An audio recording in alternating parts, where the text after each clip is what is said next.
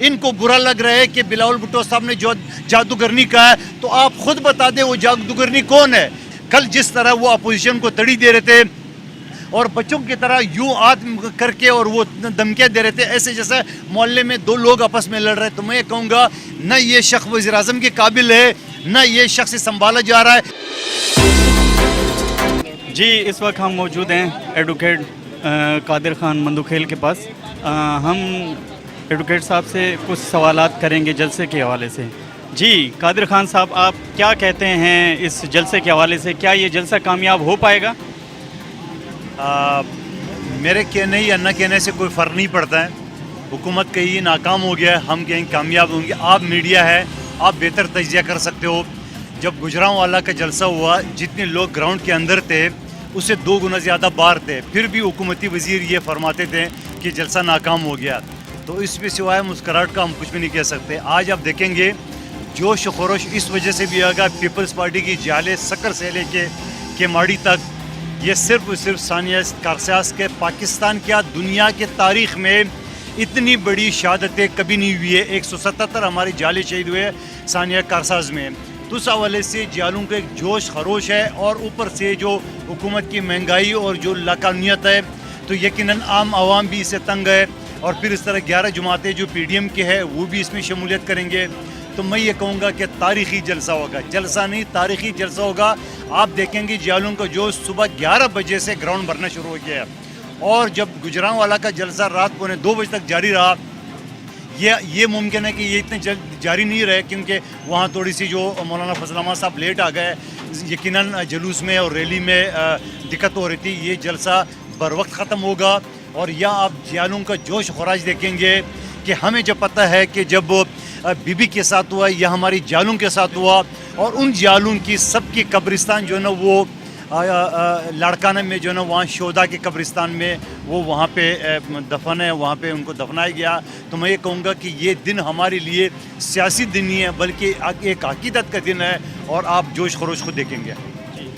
قادر صاحب, ہم یہ پوچھنا چاہیں گے مزید کہ آپ کیا کہتے ہیں کہ اس جلسے میں غریب کو کوئی فائدہ ہوگا؟ جیسے مہنگائی اتنی اپ لیول پہ چلی گئی ہے, آٹا مہنگا, چینی مہنگی, اور کافی چیزیں ایسی ہیں جو مل ہی نہیں رہیں. پیٹرول بھی کافی حد تک مہنگا ہو چکا ہے, اور آپ آگے کہہ رہے ہیں کہ اور مہنگائی ہوگی. میری ذاتی ایک پچھلے الیکشن میں کینڈیڈیٹ کی حیثیت سے یا میری پارٹی کا موقف یا میری پارٹی کا یہ عقیدہ بھی ہے, کیونکہ پاکستان کی تاریخ میں پہلی مرتبہ آصف علی زرداری کی قیادت میں پیپلز پارٹی نے 5 سال پورے کیے ہیں. اس کے بعد نواز شریف صاحب نے 5 سال پورے کیے ہیں. ہم جمہوری لوگ ہیں, ہم کبھی بھی نہیں چاہیں گے کہ حکومت بیچ میں ٹوٹ جائے, مگر ہمارے نہ چاہنے سے کوئی فرق اس وجہ سے نہیں پڑ رہا ہے کہ اب عوام کھڑی ہو گئی ہے. آپ نے گجرانوالہ کا جلسہ دیکھا, جو جیو کے سینئر رپورٹر امت میر صاحب بتا رہے تھے کہ یہاں 10 لوگوں کی انٹرویو میں کرتا ہوں, 10 میں سے 8 لوگ نیوٹرل لوگ آئے, باہر کے عام پاکستانی ہے. کیونکہ آپ دیکھ رہے ہیں نواز شریف نے آخری مرتبہ چینی کا ریٹ 52 روپے پہ چھوڑا, آج انہوں نے 110 تک پہنچا دیے ہے. آپ ڈالر آپ کے سامنے 165 سے ابو کر چکے ہیں. یہی عمران نیازی صاحب تھے جب فرماتے تھے کہ $1 مہنگا ہوگا 1 روپے تو 1 ارب روپے قومی خزانے پہ بوجھ ہوگا. میں کیا کیا چیزیں گنواؤں گا ان کا جو قرض کے حوالے سے کرے. پاکستان کی تاریخ میں پیپلز پارٹی اور نون لیگ نے 10,000 ارب لیے 10 سالوں میں, انہوں نے 2 سال میں 14,000 ارب لیے.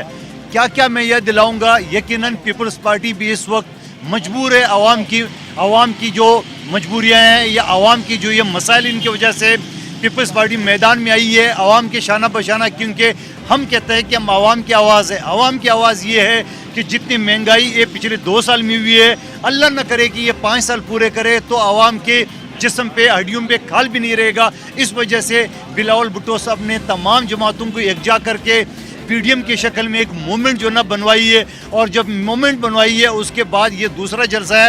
آپ دیکھیں گے ابھی چند لمحوں بعد آپ کو پاکستان کی اور سندھ کی اور کراچی کی عوام کا جوش و خروش آپ کو نظر آئے گا, اور یہی ایک لحاظ سے ریفرنڈم ہوگا اس کٹ پتلی حکومت کا. یہ کہتے ہیں میں جمہوری ہوں. آپ دیکھ رہے کل جس طرح وہ اپوزیشن کو تڑی دے رہے تھے اور بچوں کی طرح یوں ہاتھ کر کے اور وہ دھمکیاں دے رہے تھے ایسے جیسے محلے میں 2 لوگ آپس میں لڑ رہے. تو میں یہ کہوں گا نہ یہ شخص وزیر اعظم کے قابل ہے نہ یہ شخص سنبھالا جا رہا ہے. ان کو آگے جا کے وہ جادوگرنی جو اس کو بتاتے ہیں اسی پہ وہ چل رہے ہیں. ان کو برا لگ رہا ہے کہ بلاول بھٹو صاحب نے جو جادوگرنی کہا ہے تو آپ خود بتا دیں وہ جادوگرنی کون ہے. بلاول بھٹو صاحب نے جو جادوگرنی کی بات کی ہے، نام نہیں لیا ہے. آپ کو خود پتہ ہے کہ آپ کی حکومت جادوگرنی کی وجہ سے چل رہا ہے کہ جس نام کے ساتھ این آئے گا انہی کو آپ گورنر سندھ بنا دو، انہی کو آپ وزیر اعلیٰ پنجاب بنا دو. یہ نون کے چکر میں یہ جادوگرنی اس حکومت کو اور اس عوام کے جسم کے اوپر کھال نہیں چھوڑنے والی ہے. یہ جلسہ جو ہے یہ گورنمنٹ پہ کتنا دباؤ ڈالنے پہ جو ہے وہ کامیاب ہوگا؟ آپ کیا کہنا چاہیں گے اس بارے میں؟ آپ کا میڈیا، آپ کا کیمرہ، آپ کا مائک اس بات کی جو ہے نا وہ نشاندہی کر رہی ہے کہ آپ جب مجھ سے پوچھ رہے ہیں، یقیناً اس جلسے میں بہت ساری آپ نے جانوں سے پوچھا ہوگا.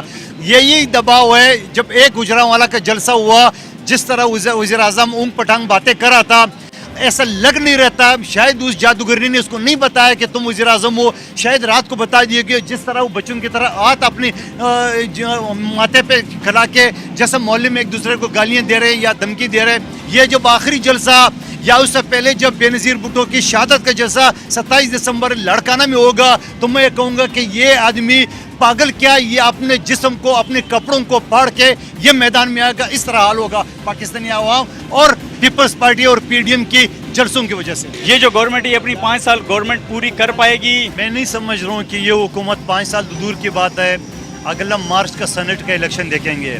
سینٹ تو دور کی بات ہے، یہ دسمبر نہیں دیکھے گا. جس طرح ایک گجرانوالے جلسے سے یہ شخص اپنا ہوش کھو بیٹھا ہے، میں یقین سے کہتا ہوں کہ جب آپ کا جلسہ ہوگا یہ مزید اپنا ہوش کو بیٹھائے گا. اور 27 دسمبر بی بی شہید کے دن کے موقع پہ جو جلسہ پورے پاکستان کا لڑکانے میں ہوگا، یہ شخص اپنا جسم پہ کپڑے جو نا وہ پھاڑنا شروع کر دیں گے اور پاگل شخص کی حرکتیں کرتا رہے گا. یہ کچھ لوگ یہ کہتے ہیں کہ عمران خان صاحب جو ہیں وہ خود ٹھیک ہیں اور ان کی جو ٹیم ہے وہ غلط ہے، اور کچھ کہتے ہیں کہ اس کی ٹیم صحیح ہے وہ خود غلط. تو آپ اس بارے میں کیا کہنا چاہتے ہیں؟ آخری سوال. ان کا ٹیم تو ہے ہی نہیں ہے نا. ان کو امپورٹڈ مشیر دیے گئے اگلوں نے. ان کی ٹیم کون سی ہے؟ ایک جو اسد عمر تھا جس کے اوپر یہ ناز کر رہا تھا، ان کا انجام آپ کے سامنے. دوسرا وہ پنجاب کے وزیر اعلیٰ کو وسیم اکرم پلس کہتے ہیں. وسیم اکرم ایک سرٹیفائڈ سٹے باز ہے. جسٹس قیوم کی رپورٹ میں اس کو باقاعدہ مجرم ٹھہرایا گیا. اس کا کیس میں نے سندھ ہائی کورٹ میں کیے. جس شخص جو داغدار ہے اس کو اگر وسیم اکرم پلس کا خطاب دے رہے تو آپ خود سوچو ان کی اپنی ٹیم تو آئی نہیں ہے. اور بڑی حیرت کی بات ہے، ایک مشیر جو سلامتی، پاکستان کی سلامتی کا مشیر ہے، وہ معید نام ہے، جو امریکن یا کینیڈین کا نیشنل ہے، وہ پاکستان کا نیشنل نہیں ہے. اس کو آپ نے سیکورٹی کا مشیر بنایا ہے.